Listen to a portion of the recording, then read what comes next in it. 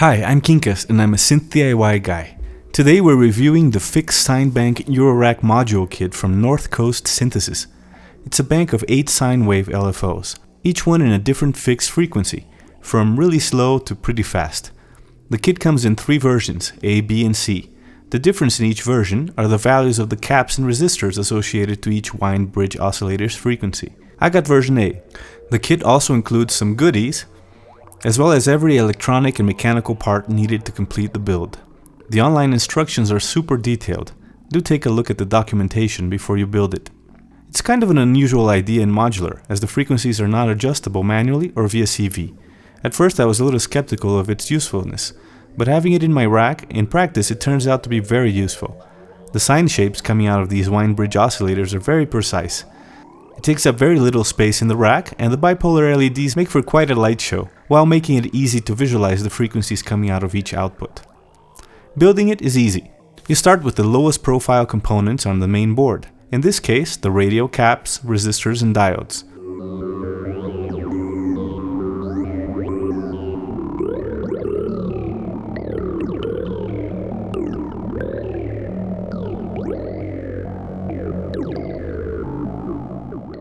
I like to place all of them at once and then solder from the top. Then trim the leads and touch up any pads that don't look properly soldered from the bottom. Next you add the IC sockets and solder them up. And onto the blue box capacitors, carefully checking the values with the instructions for the version you're building. Then you add the headers. The 10-pin male one goes on the back of the board. And then solder on the electrolytic caps. Moving on to the control PCB, again solder on the resistors first, then the female 10-pin header. Then place the jacks, spacers and LEDs without soldering anything yet. Mind the polarity of the LEDs. Place the panel, secure it to the spacers with screws, tighten the nuts on the jacks and push the LEDs into their respective holes. Then solder everything up. Now tighten the second set of spacers to the first one. Attach the main board to the headers and spacers on the control board, tighten the nuts to the spacers, and voila, you're done. Very cool and solid mechanical design. Kudos to Matthew Scala. So let's check it out in action. One quick observation, I seem to have lost one of the bipolar LEDs, so I placed a normal green LED on the bottom right here. That's why you don't see that one alternate between red and green. The other ones are all bipolar, which is really cool. And basically this module is 8 wind bridge sine wave oscillators, and there's no frequency control, they're fixed. That's why it's called the fixed sine bank. They're very clean sine waves. We're going to take a look at them in the oscilloscope in a little while. They go from here to here in speed. So this is the fastest one, then comes this one, then this one, then this one, then this one, then this one. And these two are the slowest ones, this one being the slowest of all. There's no knob control and there's no CV control. So it's just a fixed bank, which is an interesting concept for Eurorack. Usually people like to have a lot of control. And at first I was a little bit confused as to what kind of usage this could have. But now that I have it in the system, it does turn out to be very useful to have different speeds of sine waves instantly available that you can just set to modulate certain parameters, especially in sort of like noise drone type patches. So let's create one of those. So I'm going to take the triangle wave from this Erica Synths oscillator right here. I'm going to send it to the vBrazil overfolder wavefolding module. And we're going to send that back to a filter, to the Polyvox filter. And then we're going to send that Polyvox filter audio output to one of my VCAs right here. Let's turn the volume down for now. Now I'm going to do the same with oscillator 2, Erica Synths oscillator 2, this time going into the Chopping Kinky wavefolding module. And I'm going to bridge the 2 sections of the Chopping Kinky together. So we're going to have output A into input B. And then the output B into the input of my multimode Erica Synth VCF, and then that's gonna go to another Befaco Hex Mix VCAs right here. There we go. We can turn that volume down for now too. Now basically I have 8 sine waves in this sine bank right here. And I have 8 modules connected right now. So 2 oscillators, 2 folders, and 2 filters, and 2 VCAs. So that's a total of 8 possible modulation destinations. So right away I can use the sine bank for that. Hold on, let me let my dog out. That would be pretty much the simplest patch I can think of to make full use of the fixed sine bank module. So we're gonna first sort of tune these oscillators to kind of a low drone, like that, and get kind of a timbre going with the folders and the filters.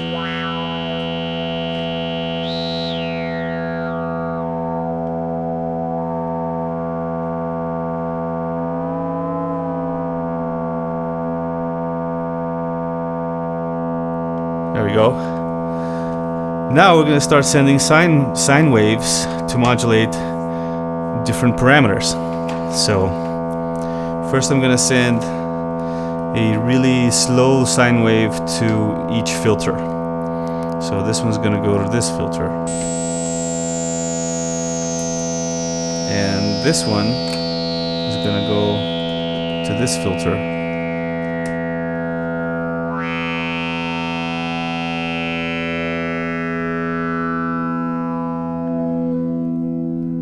There we go. Already we get this drone moving. Now I'm going to send the next 2 slowest sine waves to modulate the folders. So here's one going into the chopping kinky.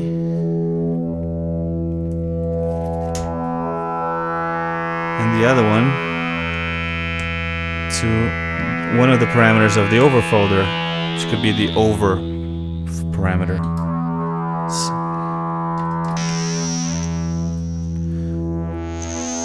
And now the over folder doesn't have internal attenuators, so I'm gonna add a little patch pal attenuator here, so we have some amplitude control over how much we're modulating the over folder.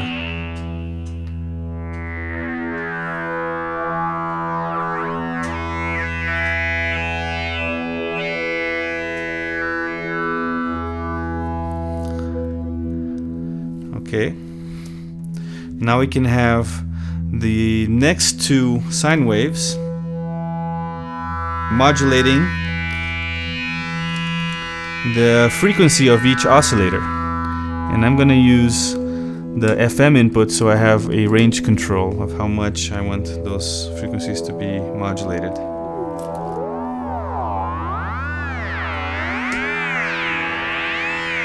Like this.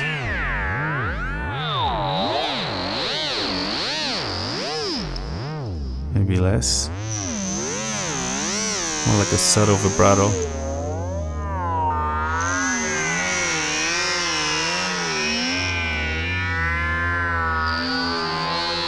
There we go. And lastly, let's connect the fast LFOs to our VCAs.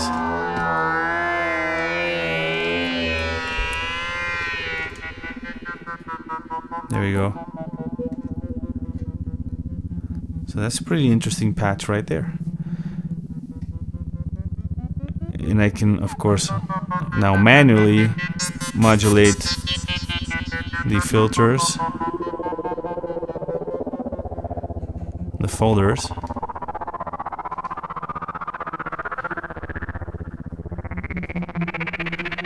and the curves of the VCAs if I want to. Response curves of VCAs, volumes too.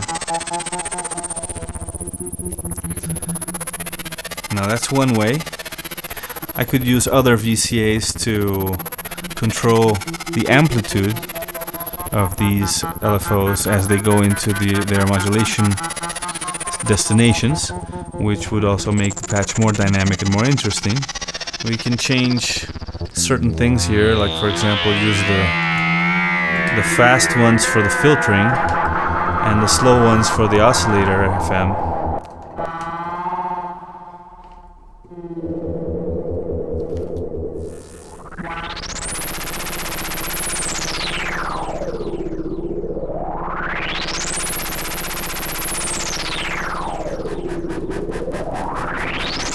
There we go. Some fun drones happening here.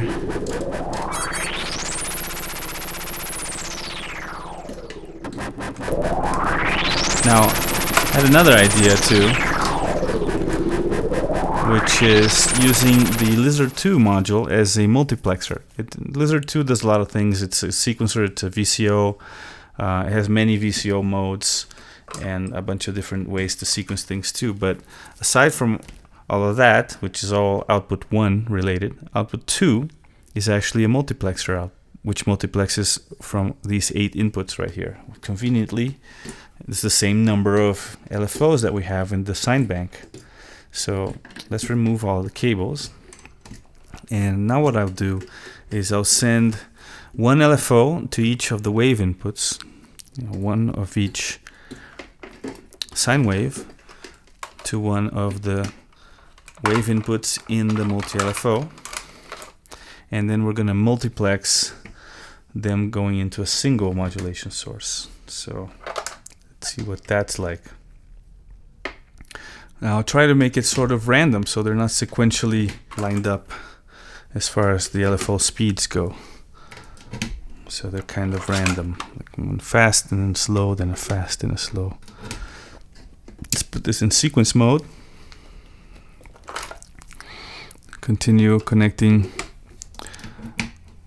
sine waves to wave inputs. There you go. There's a quick one on 6. Sort of a slower one on 7. Right there. And the last one, sort of a medium speed on 8. So now, so we can have a clear picture of what's going on, I'm going to send my low pass output from the multimode filter to one of my VCA outputs right here, and we'll send it a square wave, or a, why not a saw wave. Now we're going to send the multiplexer, the Lizard 2's multiplexer output, to the filter modulation input right here. Right. Now we can start. There we go. Listen to that. That's pretty cool. We're basically sequentially switching each of the sine waves into the modulation input of the filter.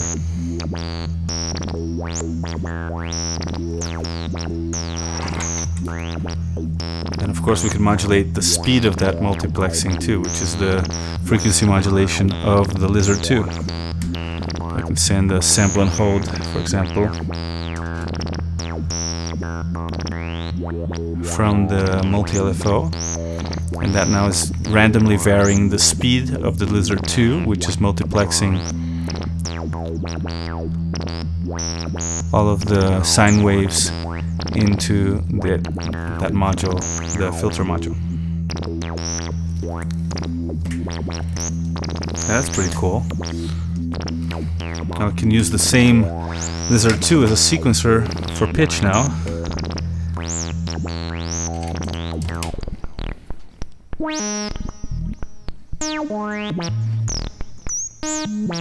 Each node in the sequence is going to have its own LFO.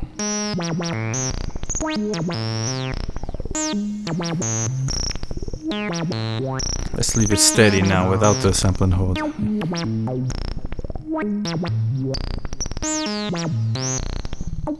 It's pretty fun.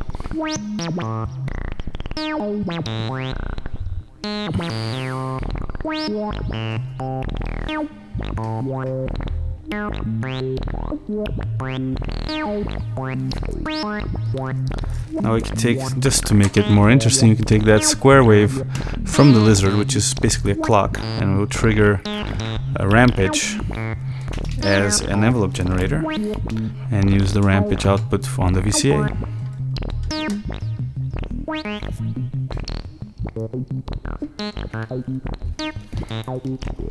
And we can trigger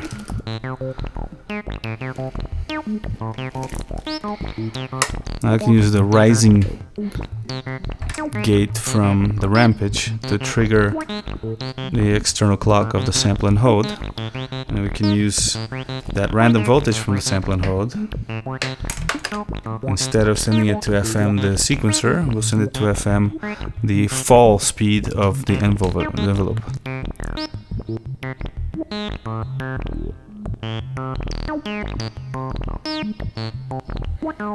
There you go, that's a fun patch.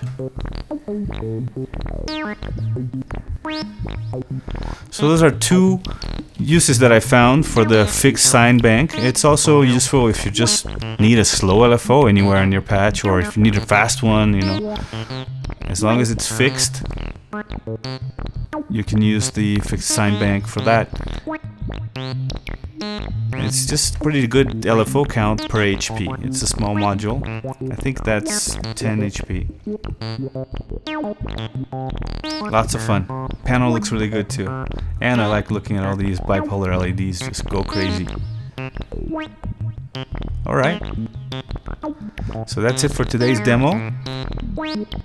I hope you guys liked the video. Please like, subscribe, help us out on Patreon, and stay noisy. See you next week.